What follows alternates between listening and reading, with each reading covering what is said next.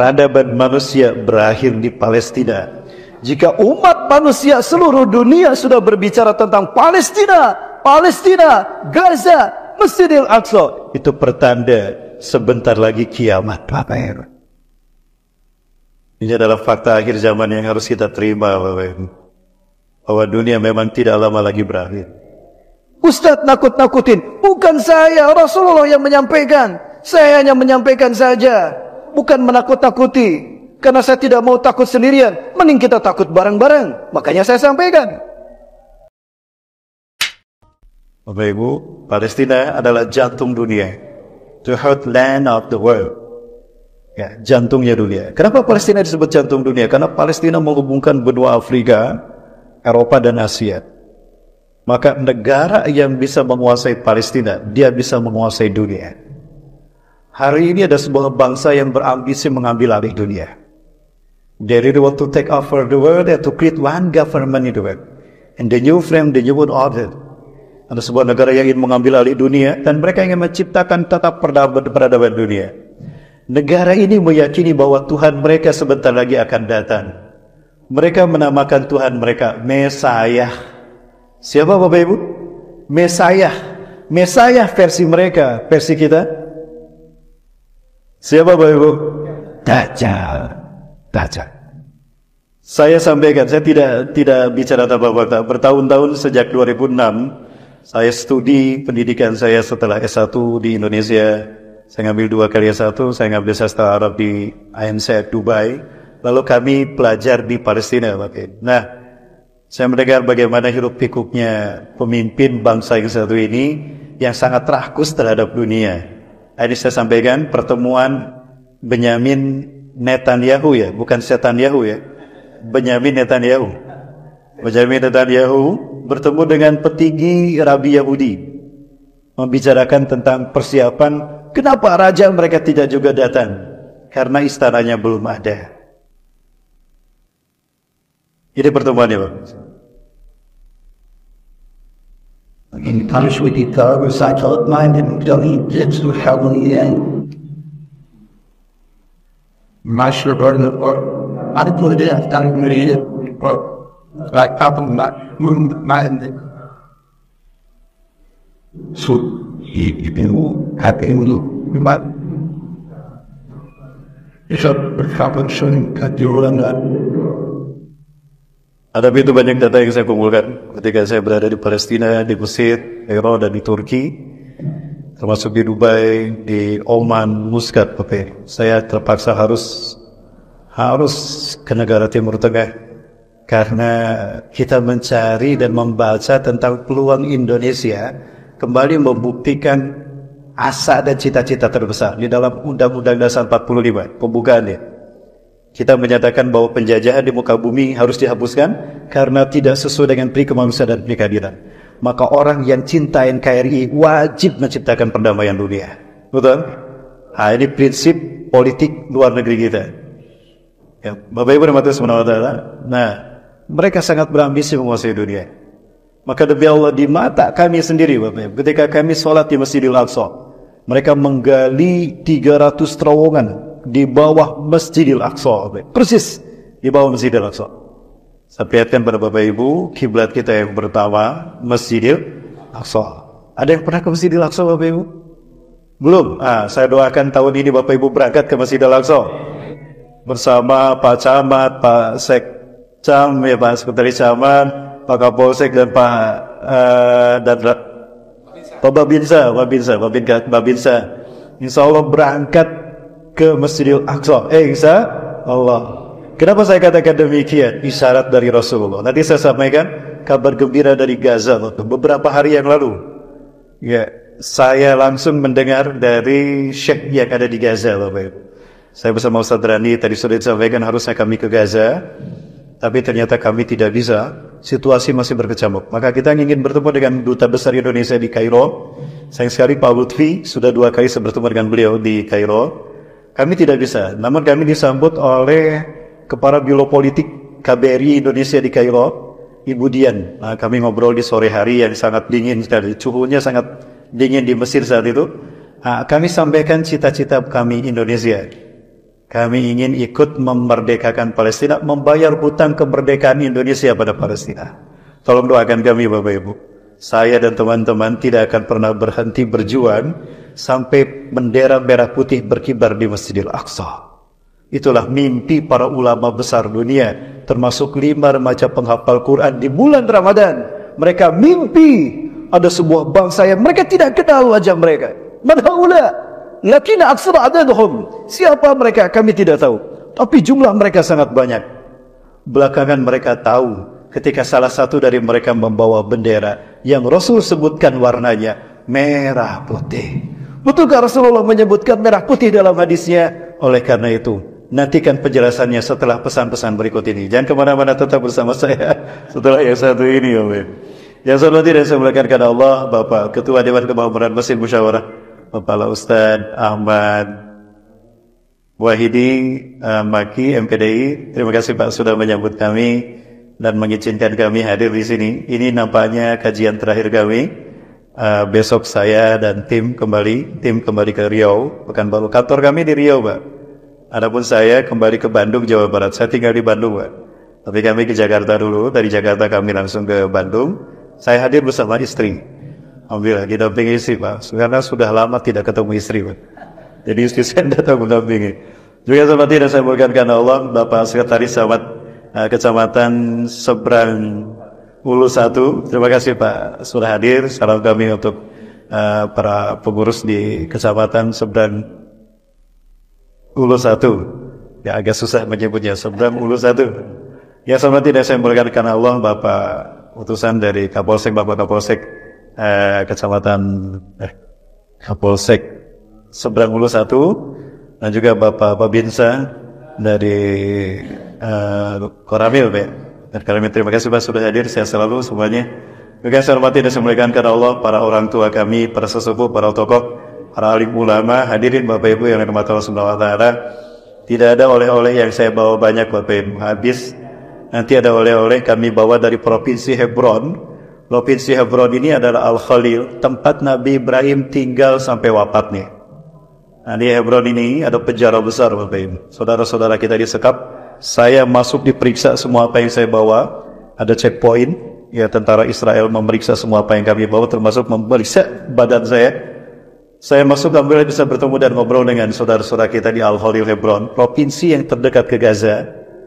Nah, kami bawa oleh-olehnya. Mereka menganyam sorban di penjara tuh, mereka menganyam sorban, dan sorban itu kami bawa ke sini, ke masjid ini. Insya Allah hadiah buat Bapak Ibu sekalian yang mau membantu mereka. Halo, sepi sekali. Di mana suara ini jamaah? Oi jamaah, mana suaranya ini? Bapak Ibu mau masuk surga? Mau langsung apa mau mampir dulu ke neraka? Oh, mau langsung sore ini? Oh enggak, mau Bapak Ibu duluan saya belakangan atau saya belakangan Bapak Ibu duluan? Nah masalah saya. Bapak Ibu ada batas berapa tahun? Suatu hari Abu Zar Al-Ghifari bertanya kepada Rasulullah SAW, Ya Rasulullah, ayyul masjid bunya fil alam awalan? Wahai Rasulullah, masjid apakah yang pertama kali dibangun di muka bumi? Saya izin berdiri Pak Deka. Mohon maaf Pak, saya ikut berdiri. Nah, Rasulullah SAW menjawab, Al-Masjidil Haram. Yang pertama dibangun Al-Masjidil Haram. Yang membangunnya adalah Nabi Adam AS. Dan ini tugas pertama dari Allah kepada Nabi Adam. Setelah Nabi Adam 100 tahun berada di muka bumi, Nabi Adam bayangkan 100 tahun terpisah dengan Siti Hawa Bapak. Dari surga Nabi Adam dipingsankan Allah, dibawa bongkahan tanahnya, dijatuhkan fi makanin ada fawqal ard. Nabi Adam dijatuhkan di Hindustan, di Nepal, dalam keadaan pingsan. Bangun-bangun sudah ada di Nepal, tepatnya di Bukit Budha. Budha artinya subur. Siti Hawa dipingsankan Allah, dijatuhkan di Jazirah Arab. Titik Siti Hawa jatuh diberi nama Jeddah. Jeddah itu artinya nenek Siti Hawa. Adapun Ajazil, iblis, Allah turunkan di Dastamaisan, Basrah, Irak, dalam bentuk seekor ular besar. Allah kutuk menjadi seekor ular besar, punya sayap, punya tanduk, bisa mengeluarkan api, punya kaki dan tangan, dan bisa berbicara. Ular apa? Ular naga. Nah itulah sejarah ular naga di dunia. Terbayangkan dengan satu naga dunia gonjang ganjing Bapak Ibu. Katanya di Indonesia ada 9 naganya. Wah lebih gonjang ganjing lagi. Kalau saya hitung ada 10 Pak. Ada 10 naga. Cuma yang ke-10 baik hati naganya. Suka nolongin orang susah. Ya, suka bantu-bantu bangun masjid. Betapapun dia seorang naga. Dan dia tinggal di Sumatera Utara. Naga apa? Naga Bonar. Naga Bonar. Naga Bonar. Bapak Ibu rahmati Allah. Terpisah 100 tahun Nabi Adam dengan Siti Hawa. Kebayang kan? Saya keluar tugas 2 minggu galau stadium 5. Baru 2 minggu terpisah dari istri, galau stadium 5. Nabi Adam 100 tahun terpisah dari Siti Hawa. Luar biasa. Tugas pertama dari Allah untuk Nabi Adam adalah membangun pondasi peradaban manusia. Dan titik nol peradaban manusia bernama Masjidil Haram. Ya. Kenapa Ka'bah harus di Masjidil Haram, harus di Mekah, tidak di Palembang? Ayo, yang bisa jawab dapat hadiah umroh gratis. Berangkat ketemu di Masjidil Haram, pulang ketemu di Cengkareng. Gratis kan? Kenapa Ka'bah di Mekah? Ternyata Mekah lurus dengan arsy Allah. Tugas pertama dari Allah, ya Adam, inilah daya baitun bi Makkatal mubarakah allati tusawi al-syahada. Fa'tah, usalli fihi. Ya, hai Adam, aku punya satu rumah Ka'bah di Mekah yang aku berkahi, di mana Mekahku ini lurus dengan arsy-Ku. Oh, pantas Ka'bah di Mekah karena Mekah lurus dengan arsy Allah. Maka sucinya arsy Allah hadir di tanah Mekah, sehingga tanah Mekah suci sesuci arsy Allah. Itulah kenapa dinamakan tanah haram. Itu sejarahnya. Rasulullah menegaskan ini sebelum hijrah. Inna hadzal balad haramahullah yauma khalaqas samawati wal arda fa huwa haramun bihurmatillah ila yaumil qiyamah. Sesungguhnya negeri Mekah ini Allah haramkan dia, Allah sucikan dia di hari Allah ciptakan langit dan bumi. Maka Mekah tetap haram, tetap suci sampai hari kiamat dengan kesucian Allah. Itulah kenapa kita jadi harus datang ke sana untuk mengirimkan iman Islam kita dengan haji dan umrah. Kemarin Bapak Ibu luar biasa penuh di Mekah. Saya merinding, ini kayak ibadah haji saja Bapak Ibu. Tanggal berapa kita kami pulang? 2 minggu yang lalu ya. 2 minggu yang lalu kami pulang dari sana, penuh Bapak Ibu, luar biasa. Tapi sedih saya. Sebanyak itu umat Islam di muka bumi, di dunia, nyaris tidak ada satu negara pun yang bisa menyelamatkan Palestina. Kenapa belum ada negara yang muncul? Nanti Allah siapkan sebuah negara yang akan membebaskan Palestina. Dan negara itu bernama negara Palembang. Betul Ustaz, Palembang. Nanti saya sampaikan hadisnya Bapak Ibu. Inilah yang membuat saya bangga menjadi orang Indonesia. Rasulullah menyebutkan Indonesia berkali-kali dalam mimpi para ulama, terutama keturunannya. Ya, salah satunya saya bertemu dengan mereka di negara mereka sendiri. Ya, nanti saya bahas Bapak Ibu di akhir ya. Jadi Bapak Ibu jangan kemana-mana, tetap bersama saya. Sampai jam berapa ini? Sampai berbuka ya. Sampai berbuka. Insya Allah. Ini pada saum semua ya. Belum ada yang bocor saumnya. Adek, tamat adek. Tamat. Oh hebat. Adek dapat bintang adek. Insya Allah. Insya Allah adek jadi pembebas Palestina ya. Aneh. Baik. Masjid yang kedua dibangun Nabi Adam, dibimbing malaikat Jibril adalah Masjidil Aqsa. Aqsa artinya paling jauh. Kalau haram artinya suci, Aqsa artinya paling jauh. Jarak dari Masjidil Haram ke Masjidil Aqsa 1233 km. Inilah jarak yang ditempuh Rasulullah ketika Isra dari Masjidil Haram ke Masjidil Aqsa. Rasulullah menggunakan buruk. Hayawanun khalaqallahu min nur, suratuh tahtal hisan fawqal bigan. Bentuknya Allah ciptakan dari cahaya, bentuknya di bawah kuda di atas keledai. Di bawah kuda di atas keledai. Seperti apa Bapak Ibu? Di bawah kuda di atas keledai. Seperti buruk. Susah saya membayangkannya. Seperti buruk Bapak Ibu. Inilah jarak yang ditempuh Rasulullah SAW. Dan Inilah pondasi peradaban yang dibangun Nabi Adam alaihissalam. Ya Bapak Ibu, dimulai dari Masjidil Haram dan berakhir di Masjidil Aqsa. Artinya apa? Peradaban manusia berakhir di Palestina. Jika umat manusia seluruh dunia sudah berbicara tentang Palestina, Gaza, Masjidil Aqsa, itu pertanda sebentar lagi kiamat. Bapak Ibu, ini adalah fakta akhir zaman yang harus kita terima, Bapak Ibu, bahwa dunia memang tidak lama lagi berakhir. Ustadz nakut-nakutin. Bukan saya, Rasulullah yang menyampaikan. Saya hanya menyampaikan saja, bukan menakut-nakuti. Karena saya tidak mau takut sendirian, mending kita takut bareng-bareng. Makanya saya sampaikan. Suatu hari ketika Rasulullah selesai perang melawan Bani Mustalik, perang sangat pelik luar biasa. Rasulullah melihat para sahabat kelaparan, lapar, lelah sekali. Rasulullah memanggil Ibnu Hawalah al-Asadi. "Ta'ali Ibnu Hawalah, inshir hadan makan, in wajadta al-ghanaim khasuna, natamau tamam." Ya, natamatta'aman. Keliling, hai Ibnu Hawalah, cari kalau ada sapi, ada kerbau, ada unta, ada kambing, bawa sini, kita makan sama-sama. Itu ghanimah, halal untuk kita. Berjam-jam mereka mencari ghanimah, tidak ditemukan. Maka Ibnu Hawalah dalam keadaan lelah dan tangan kosong menyesal dan mengatakan, "Maaf ya Rasulullah, kami tidak menemukan seekor pun. Sudah habis dibawa ke Palembang buat buka bersama." Maka Rasulullah SAW menepuk pundak Ibnu Hawalah al-Azdi. "Ya Ibnu Hawalah, hei Ibnu Hawalah, jika engkau menyaksikan panji Islam berkibar di Masjidil Aqsa atau di pelatarannya, kiamat lebih dekat kepada kalian ketimbang pundak dengan kepalamu, hei Ibnu Hawalah." Subhanallah. Jadi kalau Palestina merdeka, Bapak Ibu, Israel hancur, Masjidil Aqsa kembali ke pangkuan kaum muslimin, kiamat akan datang, Bapak Ibu. Jadi mau pilih mana? Palestina merdeka, kiamat datang, atau Palestina berdarah-darah, kiamat masih jauh? Oh, masih jauh. Oh, adik masih cinta dunia, masih betah di Palembang.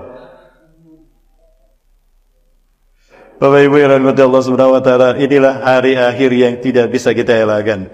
Namun ada kabar gembira dari Gaza, Bapak Ibu. Apa kabar gembiranya? Saya sempat kehilangan syekh ini. Bapak Ibu, alhamdulillah beberapa syekh membantu kami. Beliau adalah guru-guru kami ketika kami belajar di Palestina. Syekh inilah yang membuat bangga kami terhadap Indonesia, Bapak Ibu. Nanti kita bahas tentang Indonesia.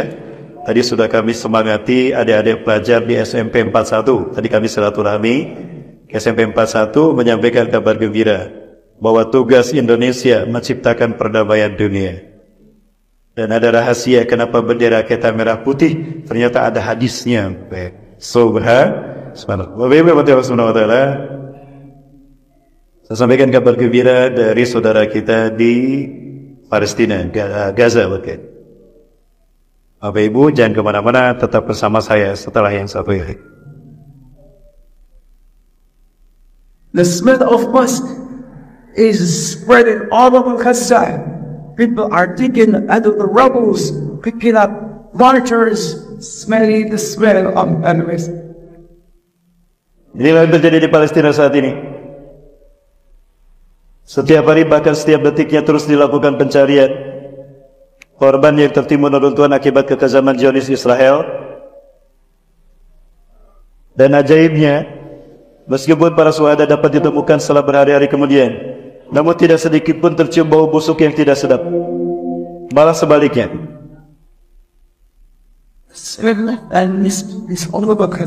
Sorry. The smell of musk is spreading all over Gaza. People are digging out of the rubble. Saya inilah yang menyampaikan kabar gembira kepada kita, Bapak, yang membuat kita makin bersemangat untuk majuan. Bapak Ibu, saya sempat kehilangan beliau. Saya sempat berpikir beliau syahid bersama keluarganya. Mengingat Gaza terus dibombardir oleh Zionis Yahudi. Ya, Bapak Ibu. Nah, tiba-tiba beliau muncul lagi memberikan kabar gembira ini. Apa kabar gembira dari beliau? Ladai akhan alladhi yaskunu wa tajawazu bi imra'atin min Suriah. Aku punya saudara laki-laki. Beliau menikah dengan seorang istri dari Suriah. Wanita Suriah. Suriah itu di atas Palestina. Ini Palestina Lebanon, Suriah. Sebelah sini Jordan, sebelah sini Irak, Bapak Ibu. Di tengah-tengahnya ada Laut Mati dan ada Danau Tiberias. Ya, Bapak Ibu kalau ikut bersama saya ke Palestina, saya ajak jalan-jalan bersama. Insya Allah. Nabung dari sekarang Bapak Ibu, mumpung masih aman. Promosi. Nah, beliau tinggal di samping rumah sakit Asy-Syifa yang habis dibom Israel. Qadarullah mereka selamat. Istrinya menangis setiap malam. Dimana tabkir ya zawjati? Kula laira anta tabkin. Dimana? Kenapa kau menangis istriku setiap malam kau menangis? Apa jawaban istrinya? Wallah, laqad laqaitu nabiyana Muhammad sallallahu alaihi wasallam fi manami. Kula laira wa fil lailatil bariyah. Demi Allah saya mimpi setiap malam ketemu Rasulullah sallallahu alaihi wasallam. Bahkan tadi malam pun aku ketemu Rasulullah. Kata istrinya, Bapak Ibu, kalau kita mimpi ketemu Rasulullah itu benar. Karena syaitan tidak bisa menyerupai Rasulullah walaupun dalam mimpi. Sehingga Rasulullah menegaskan, man ra'ani fi manamihi faqad ra'ani bihaqqin fa inna syaitan natashabbahu bi fil manam. Barang siapa yang bermimpi bertemu dengan aku, itulah aku yang sesungguhnya. Setan tidak bisa menyerupai aku walaupun dalam mimpi. Ada yang pernah mimpi bertemu Rasulullah? Belum. Ada wiridnya. Dulu saya amalkan wirid ini. Alhamdulillah, wirid ini saya amalkan. Malamnya saya bermimpi. Mimpi ketemu Pak Jokowi. Benar Bapak Ibu, ini salah niat saya. Mungkin karena pulang dari Jakarta saat itu, saya jadi ketemu Pak Jokowi. Berikutnya saya wirid lagi, ya Allah, saya ingin mimpi ketemu Rasulullah SAW. Alhamdulillah, malam berikutnya pun saya mimpi ketemu Ibu Megawati. Ya, rupanya oleh Jakarta terbawa mimpi sama saya Bapak Ibu. Nah Bapak Ibu rahmati Allah, di mana engkau bermimpi? Malam tadi Rasulullah dan kami berada di Masjidil Aqsa. Ini Masjidil Aqsa Bapak Ibu. Perjalanan kami tahun 2017 waktu itu bersama jamaah umrah dari Makassar. Ada sebuah travel dari Makassar. Kami bersama mereka sampai di Al-Aqsa dalam keadaan selamat. Ini Masjidil Aqsa.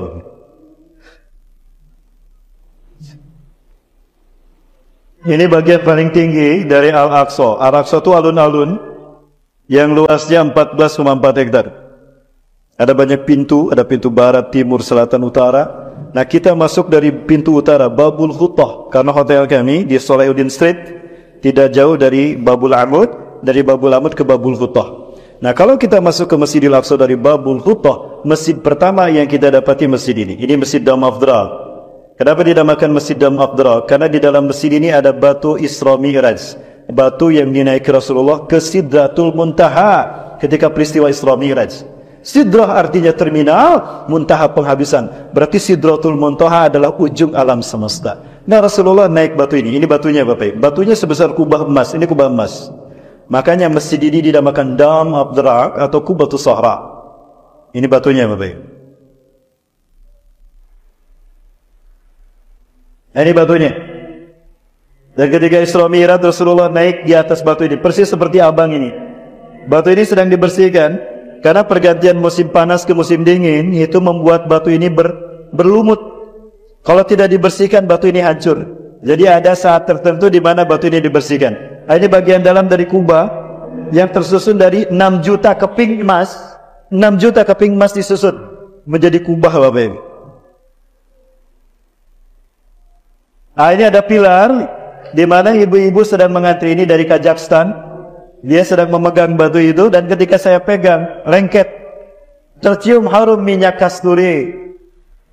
Oh, pantas Rasulullah kalau sholat selalu menggunakan minyak kasturi. Setiap sholat 5 waktu, sholat tarawih, sholat Jumat, Idul Fitri, Idul Adha, mengingatkan beliau atas harumnya batu yang beliau naiki ketika menghadap Allah. Ini minyak kasturinya Bapak. Ini oleh-oleh dari Palestina, tapi kami kemas dengan kemasan Indonesia. Bapak Ibu yang membutuhkan ada meja di luar, ada banyak insya Allah. Bahkan ada kurma oleh-oleh Madinah kemarin. Ya ada azwa dan ada sukari. Ada juga madu Bapak Ibu. Ibu-ibu suka madu Bu? Ibu-ibu suka madu? Kalau di madu nggak suka ya Bu ya? Nah, ini madu asli Bu. Ini madu asli. Biar kuat ada di depan. Misalnya di depan ada madu Riau. Bapak Ibu. Nah, batu ini terapung dan kita bisa masuk ke bawahnya. Nah, ini pintu masuk ke bagian bawah batu Mi'raj. Kita bahkan bisa sholat berjamaah di bawah batu ini. Batunya memang terapung, udah dihimpit dengan lantai Masjid Domadrak.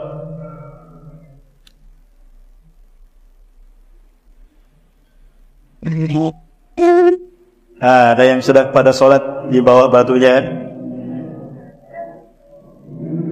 Nah, ini batu dari batu Mi'raj yang dinaiki Rasulullah. Naik ke langit ke Sidratul Muntaha. Ah, sekarang kita berada di bawah batu ini. Baik. Batu ini berada di Masjid Domadrak yang berkubah emas.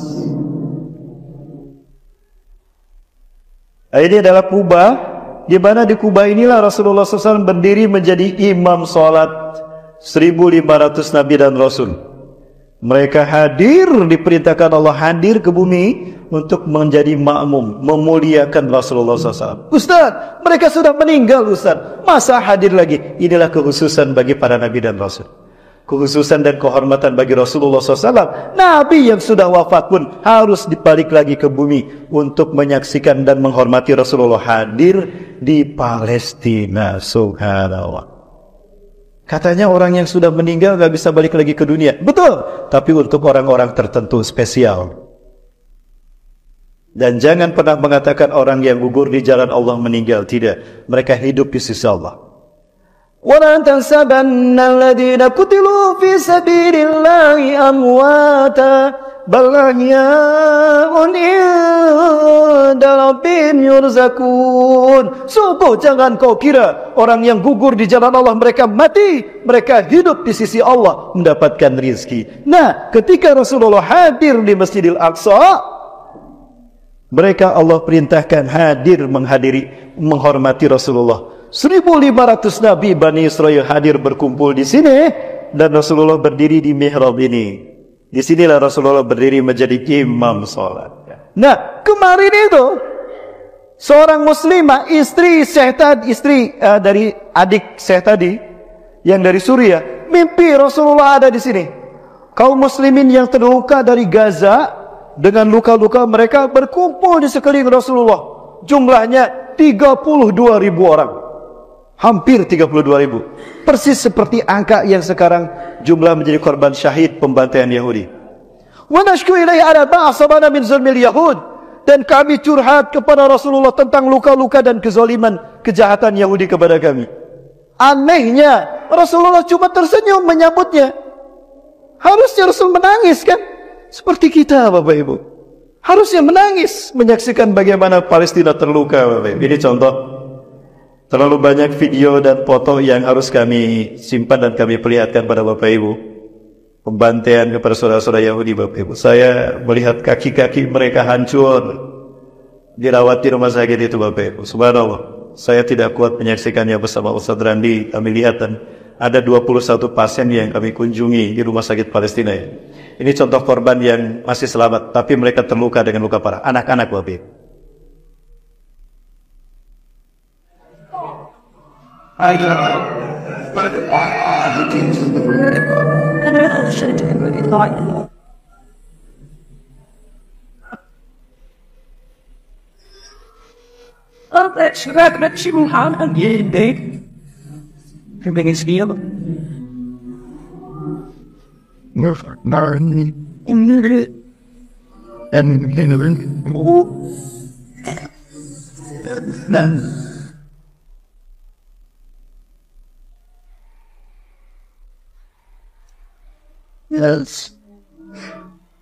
Saya sendiri melihatnya tidak kuat Bapak Ibu. Beberapa hari tidak bisa makan menyaksikan ini. Sedih saya Bapak Ibu. Pulang ke Indonesia dalam keadaan hamba hati saya. Palestina itu dikelilingi 350 juta Muslim Arab. Ini Palestina ini. Di sekeliling Palestina ada 300 juta Muslim Arab. Dan di Palestina hanya 15 juta Yahudi. Kok bisa 15 juta mengalahkan 350 juta? Demi Allah, andai orang-orang Islam Arab yang 350 juta kencing barang-barang, tenggelam tuh yang 15 juta Yahudi. Allahu Akbar. Kemana umat Islam ini? Inilah ketika umat Islam berpecah belah, Bapak Ibu. Ini efek buruk ketika kita berpecah belah. Nasib umat Islam dipecah belah seperti kue lapis. Setelah hancurnya Turki Utsmani 1924, Paus Urbanus dulu ketika perang salib di zaman Salahuddin Ayyubi memanfaatkan momentum lemahnya umat Islam, dipecah belah dengan strategi divide et impera. Umat Islam yang satu tubuh dipecah belah dalam frame nasionalisme. Udah dipecah belah dalam frame nasionalisme, dipecah dalam unsur yang terkecil, multi ormas, orpol, sekte, madhab. Makin susah umat Islam bersatu dan makin mudah diadu domba. Inilah akibat buruk kita berpecah belah. Maka jika bangsa kita ingin kuat, wajib kita bersatu seluruh dunia, seluruh Indonesia, dari Sabang sampai Merauke. Betul? Betul Bapak Ibu? Siap jaga persatuan? Jangan mau diadu domba Bapak Ibu oleh siapapun. Insya Allah kita elemen bangsa siap menjaga kedaulatan NKRI dari Sabang sampai Merauke. Amin. Bapak Ibu, sebentar lagi kita diuji. Kenapa? Karena Allah akan memilih kita memimpin kebangkitan Islam. Bangsa mana yang akan menguji kita? Berat saya sampaikan Bapak Ibu.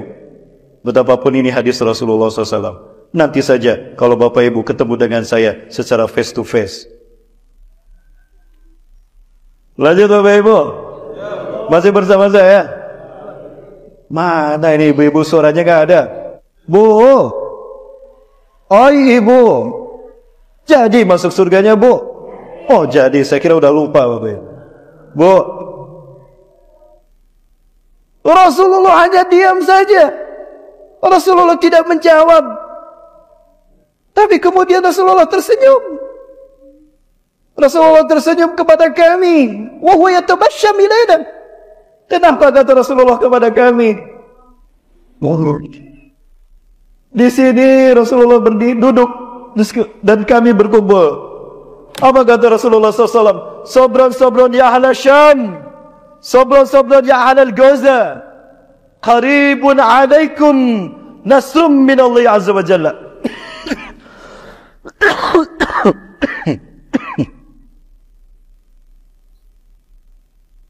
Bapak Ibu, mohon maaf. Di Turki saya terjebak dengan salju, Bapak Ibu. Dada saya langsung sesak, batuk-batuk di sana. Saya sampai sekarang batuknya nggak selesai, Bapak Ibu. Mohon maaf Bapak Ibu ya. Ada iklan obat batuk sebentar. Bapak Ibu, ya Allah. Kata Rasulullah, di sini Rasulullah bersabda, ini mimpi saya dari istri saya dari Palestina tadi. Sabar, sabar wahai penduduk Gaza. Sabar kalian wahai penduduk Palestina. Sabar wahai kalian ahlu Syam. Syam sebutan lain dari Palestina, Jordania, Suriah dan Lebanon. Itu wilayah Syam. Namanya diambil dari nama anak Nabi Nuh alaihissalam. Ada 5 anak laki-laki Nabi Nuh. Ada Abir, ada Kanaan, ada Yafis, ada Ham, ada Syam. Syam tinggal di sini menjadi wilayah Palestina, Lebanon, Suriah, Jordan. Nah, sabran-sabran ya ala Syam. Sabar kata Rasulullah, wahai penduduk Syam. Sebentar lagi kemenangan kalian akan tiba. Alhamdulillah. Qaribun alaikum nasrun min Allah. Sudah dekat pertolongan Allah untuk kalian. Alhamdulillah. Jadi pertolongan Allah untuk merdekanya Palestina sebentar lagi. Nah pertanyaannya, seperti dilontarkan kepada saya di masjid masjid pertama kami kajian di Palembang di 30 Ilir, Pak. 30 Ilir, Masjid Suro. Masjid Suro, Pak. Masjid Suro ya? Masjid apa namanya? Masjid Al-Mahmudiyah, betul Pak maksudnya. Ya, Al-Mahmudiyah. Sambil menangis Pak Haji itu bertanya, Ustaz, kapan Palestina merdeka Ustaz? Saya tidak kuat menyaksikan mereka dibantai. Saya sampaikan kisah ini. Kapan Bapak Ibu sekalian Palestina merdeka? Baik, kita hitung sama-sama ya. Mau kita hitung sama-sama Bapak Ibu? Jujur saya sampaikan hadis-hadisnya untuk Bapak Ibu sekalian. Inilah kabar gembira yang membuat saya meninggalkan pekerjaan saya, Bapak Ibu. Saya bekerja sebagai wakil direktur dari sebuah perusahaan. Saya tinggalkan, mudah-mudahan tidak mengurangi keikhlasan saya, karena saya tergiur dengan jihad ini di akhir zaman. Bapak Ibu, kita lihat hadisnya. Kabar gembira dari Rasulullah SAW. An Abi Hurairah radhiyallahu anhu, dari Abu Hurairah, semoga Allah meridhoi beliau, qala, ia berkata, qala, bersabda Rasulullah sallallahu alaihi wasallam, Rasulullah SAW bersabda, innallaha, sesungguhnya Allah, yab'atsu min hadil ummati, akan mengutus dari umatku ini, ala ra'si, setiap kelipatan, kulli mi'ati sanah, 100 tahun sekali. Man, seseorang yujaddidu dinahu, yang akan memperbaiki agamanya. Rawahu Abu Daud, hadis riwayat Abu Daud. Hadis ini memberitahukan pada kita bahwa setiap 100 tahun sekali setelah Rasulullah wafat, umat Islam akan memiliki pemimpin yang memimpin dunia. Bukan Nabi, bukan Rasul, tapi mujadid, reformis. Tugasnya apa? Satu, membersihkan Islam dari paham-paham sesat. Tidak ada lagi yang mengaku paling benar, paling sunnah. Tidak ada. Semuanya sama nanti. Ma'ana ali wasabi. Kembali pada Quran dan sunnah yang Rasulullah amalkan bersama para sahabat. Yang kedua, umat Islam akan bersatu di bawah imamah, di bawah imarah kepemimpinannya. Beliau akan menjadi pemimpin dunia, imam bagi semua umat Islam dunia. Kemudian yang ketiga, Islam akan menguasai dunia. Tidak ada tempat sejengkal pun melainkan Islam akan tegak di sana. Laisa baitun fil ardi ila Islam sayadqahu baba.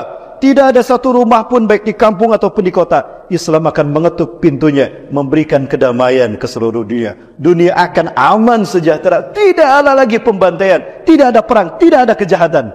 Setan-setan dibelenggu, bahkan Dajjal pun mati saat itu. Ya, tapi Dajjal mampir dulu ke Palembang sebelum mati. Betul kata Rasulullah. Tidak ada tempat sejengkal pun di muka bumi melainkan Dajjal akan memasukinya. Tuh, berarti nanti masuk ke Palembang Dajjal. Ya. 100 tahun sekali. Dan yang kelima, umat Islam akan kaya raya. Karena Rasulullah menjelaskan, wa yushirul mal syihahan la yastasibu bih. Wa yushirul mal syihahan, dia akan membagi-bagikan harta. Dibagikan harta kepada umat Islam tanpa dihitungnya. Wahai Khalifah, wahai Imam Mahdi, kami punya banyak hutang, saya miskin, anak dan istri saya hidup kelaparan, mohon maaf, tolong beri saya harta. Ambil di belakang sana. Seberapa banyak? Kamu bisa bawa segimana? Bawa sebanyak yang kamu bisa bawa. Setruk, boleh, silakan ambil setruk. Saking banyaknya harta. Jadi insya Allah kalau beliau datang, hutang sama cicilan kita lunas. Amin. Yang senang yang punya cicilan senyum deh. Ya Allah, segera datangkan Imam Mahdi. Ya Allah, ini debt collector mau datang ke rumah. Nagih cicilan. Amin. 100 tahun satu kali, Bapak Ibu. Baik. Umat Islam yang terakhir memimpin dunia siapa, Bapak Ibu?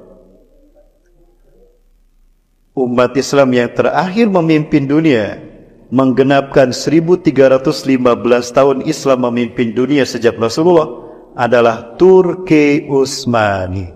Turki. Ya, Bapak Ibu, insya Allah banyak saudara-saudara kita yang tinggal di Turki. Bapak Ibu jangan takut tidak bisa makan pempek. Di Istanbul itu ada ruko. Ruko itu khusus menyediakan pempek Palembang. Ada tekwan, ada pempek, ada laksan, ada mie celor. Betul, karena dia orang Palembang, tinggal di Istanbul. Suaminya orang Turki. Kalau Bapak Ibu ikut saya, nanti saya bawa ke sana. Halo, jamaah, mana suaranya? Kok nggak senang ada pempek di Turki? Ada, Bapak Ibu. Benar, saya nggak bohong. Tulisannya gede. Ya, kuliner Nusantara di Istanbul. Itu judulnya, judul rukonya. Baik. Turki berakhir memimpin dunia 3 Maret 1924. Sekali lagi, Turki berakhir memimpin dunia 3 Maret 1924. Andai angka 1924 kita ambil, tambah 100 tahun yang Rasulullah sebutkan, hasilnya berapa? 2024. Sekarang tahun berapa? Apakah tahun ini Ustaz Islam akan bangkit memimpin dunia? Insya Allah. Ya. Saya sedang menunggu beberapa tanda yang Rasulullah sebutkan.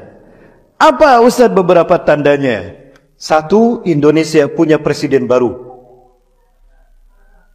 Iyalah pasti ya. Sudah ada hasilnya. Insya Allah. Siapapun orangnya, mudah-mudahan yang terbaik. Artinya, negara-negara Islam memiliki pemimpin yang kuat agamanya. Itu kata Rasulullah. Sehingga terciptalah kristalisasi kekuatan di titik di mana umatku berada. Di saat itu mereka akan menyambut kedatangan Imam Mahdi yang Rasul sebutkan akan muncul. Saking harusnya beliau muncul, Rasulullah menegaskan dengan sangat tegas bahwa beliau akan datang. Apa kata beliau? Ini kata beliau nih. Kata Rasulullah SAW. Laulam yabqa minad dunya ila yaumun. Andai tidak tersisa dari dunia kecuali hanya satu hari saja. La tawallahu dzalikal yaum.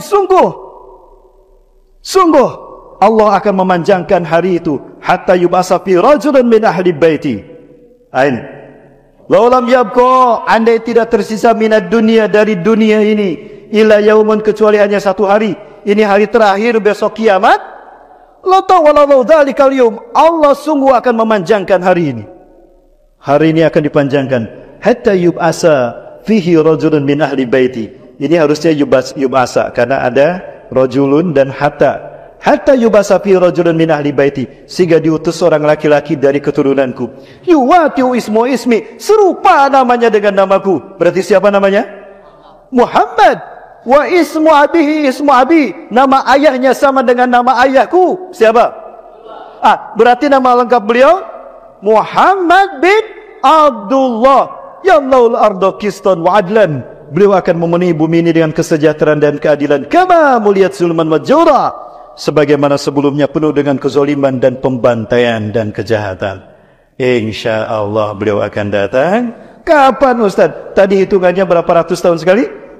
100 tahun sekali. Umat Islam yang terakhir memimpin dunia adalah Turki Utsmani. Berakhir di 1924, tambah 100 berarti ini tahun genap 100 tahun Turki memimpin dunia. Apakah ada negara berikutnya yang akan memimpin dunia? Ada. Negara Palembang. Betul Ustaz, negara Palembang. Bapak Ibu ini hadisin. Saya melihatkan kepada Bapak Ibu sekalian. Inilah hadis yang membuat saya bangga menjadi Muslim Indonesia, Bapak Ibu.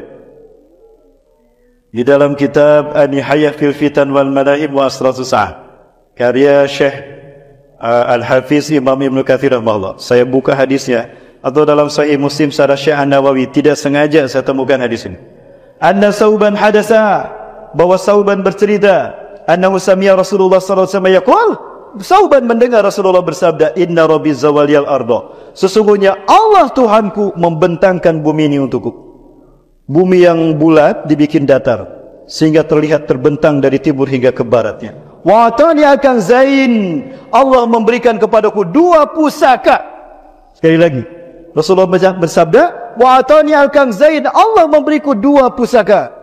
Al-ahmar wal abyad. Saya garis bawahi al-ahmar wal abyad, pusaka merah putih. Pusaka merah putih. Wa anna ummati sayablughu mulkuha mazawali minha. Umatku di akhir zaman akan kembali memimpin dari timur hingga ke barat dunia dengan pusaka merah putih ini. Allahu Akbar. Ini yang membuat saya bangga menjadi Indonesia. Ustaz, apa memang hadis ini berbicara tentang Indonesia? Tidak. Tidak Bapak Ibu. Ketika seminar saya bersama Profesor Dr. Ahmad Mansur Suryanegara, beliau guru saya, dosen sejarah. Kami seminar di Bio Farma bulan Ramadan. Saat itu saya bacakan hadis ini, beliau menepuk pundak saya. Ustaz, inilah hadis yang membuat para pejuang, pahlawan pejuang kemerdekaan kita memerintahkan robek warna birunya, sisakan merah putih dari warna bendera itu. Itulah warisan Rasulullah untuk kita Indonesia, negara NKRI. Allahu Akbar. Rupanya hadis inilah yang menjadi latar belakang kenapa merah putih bendera kita. Hadis Rasul Rasulullah sallallahu alaihi wasallam. Allahu akbar. Bapak Ibu, saya tanyakan kepada dosen saya, guru saya. 2016 adalah saat pertama saya harus ke Palestina. Ada sebuah foundation di Yerusalem, pimpinan Mr. Solomon, saya kerjasama dengan beliau, lembaga Indonesia. Kami saat itu di Golden Future Foundation, pusat kami di kota Bandung. Kami membuat yayasan ini untuk membangun kerjasama dengan negara-negara di dunia, terutama Timur Tengah, untuk kemerdekaan Palestina. 2016, sholat subuh saya di Masjid Al-Aqsa, di Masjid Kibli. Ternyata beliau imamnya, Syekh Ali Al-Abbasi. Mari Pak, terima kasih Pak sudah hadir. Barakallahu fikum ya. Beliau tinggi Bapak Ibu. Ya, beliau sudah beberapa kali ke Indonesia, bahkan ke kota Bandung. Ke kota Bandung kami kasih tinggal di sebuah hotel. Kami bawa ke perumahan elit di Bandung, Kabupaten Bandung Barat, di Kota Baru Parahyangan. Beliau disajikan teriyaki dan kangkung, cak kangkung. Beliau tanya, apa ini? Oh, ini cah kangkung saya. Anta tuhib? Fadal saya. Lazid jidan insyaallah. Silakan saya. Enak. Beliau makan lu. Masya Allah, lazid jidan kata beliau, enak sekali. Satu mangkok habis sendirian. Kita cuma sedikit makan kangkung, beliau satu mangkok. Udah gitu, sini. Minta lagi. 2 mangkok beliau habis makan kangkung tuh. Subhanallah. Saya Ali Al-Abbasi. Luar biasa.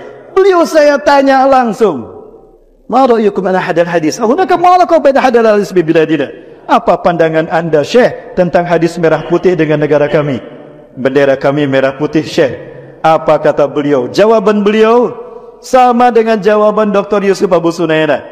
2017 didampingi oleh Dr. Ustaz Saifullah LC MA. Beliau giliran dengan saya. Beliau menjadi penterjemah saat itu Dr. Yusuf Abu Sunaina, imam dari Masjidil Aqsa. Selesai ini saya tanya langsung Dr. Yusuf Abu Sunaina, pakar ilmu hadis. Ini dosen ilmu hadis Bapak Ibu di Al-Quds Institution University. Bapak Ibu, 2016 kita undang wakil ketua Rabita Ulama Palestin, Dr. Abu Bakar Al-Wawidah. Beliau kita minta menjadi imam sholat tarawih di Jogokarian, Yogyakarta. Bersama Ustaz Salim Afillah kita dengarkan selama beliau. Saya titip pertanyaan, karena saya tidak bisa hadir. Saya harus ke Jakarta, saya titip pertanyaan pada Ustaz Salim Afillah di Jogokarian.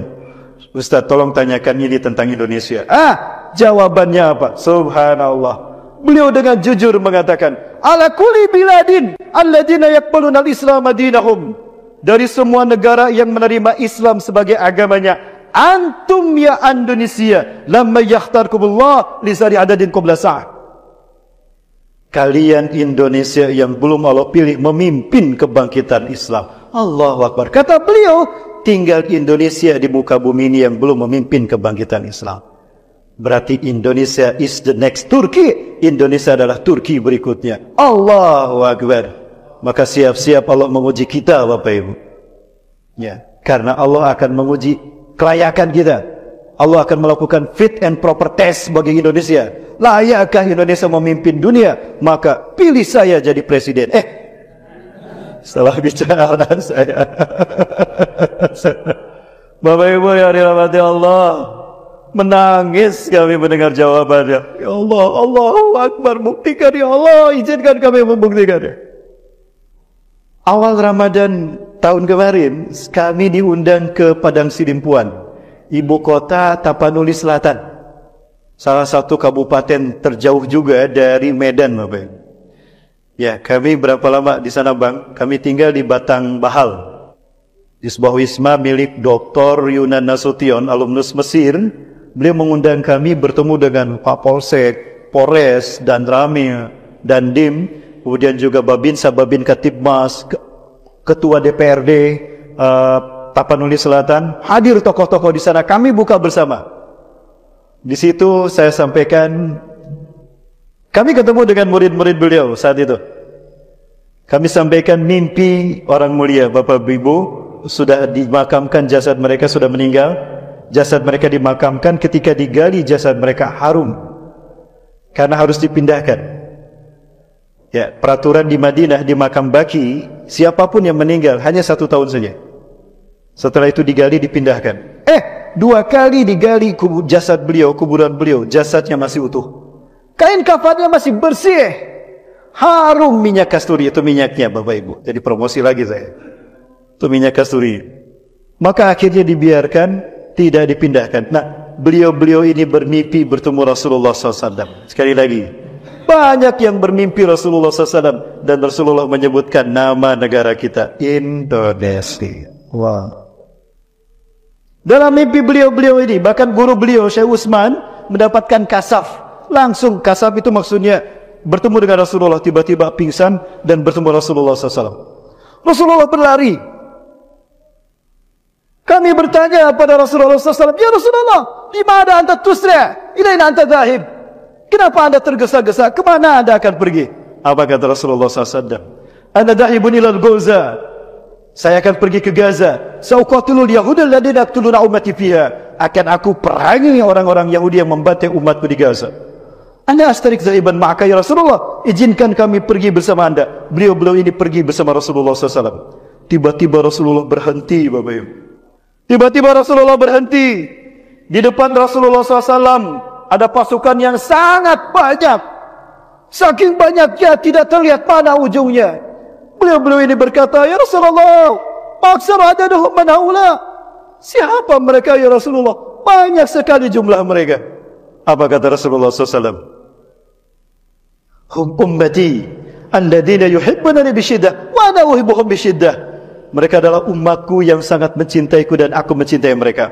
Hum ihwatukumul muslimun al-Indonesia. Mereka adalah saudara-saudara kalian Muslim Indonesia. Alladzina yuhibbunani bisyiddah. Mereka lah Muslim Indonesia, umatku yang paling mencintaiku. Allahu Akbar.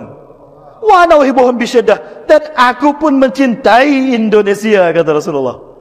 Humul ladzina sayuharrirukum bin zulmil yahud wa yu'adduna al-qudsa ila rihabikum. Mereka lah yang akan membebaskan Palestina kalian dan akan mengembalikan Al-Aqsa ke pangkuan kalian semua. Allahu Akbar.